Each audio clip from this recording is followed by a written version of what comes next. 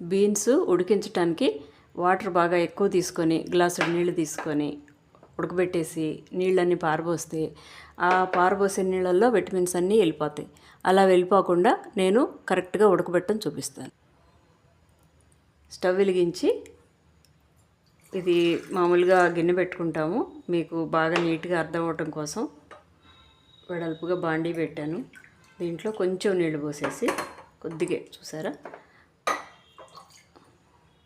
మూత పెట్టాలి. కంపల్సరీగా మూత పెట్టేసి హైలో ఉంచితే నీళ్ళు బాయిల్ వచ్చిన తర్వాత అప్పుడు బీన్స్ యాడ్ చేస్తాను.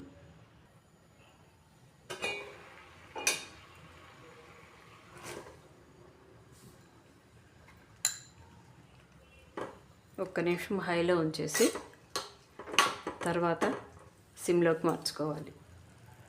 మూత పెట్టాలి కంపల్సరీగా.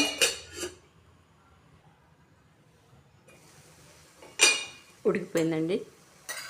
ఇలా ఉడికించుకుంటే దీంట్లో పోషకాలన్నీ మీకు చక్కగా వచ్చేస్తాయి, నీళ్ళలోంచి వెళ్ళిపోకుండా ఉంటాయి అన్నమాట.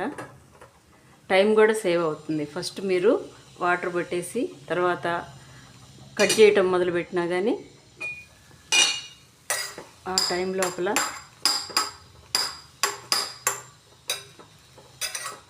కట్ చేసుకోవచ్చు శుభ్రంగా.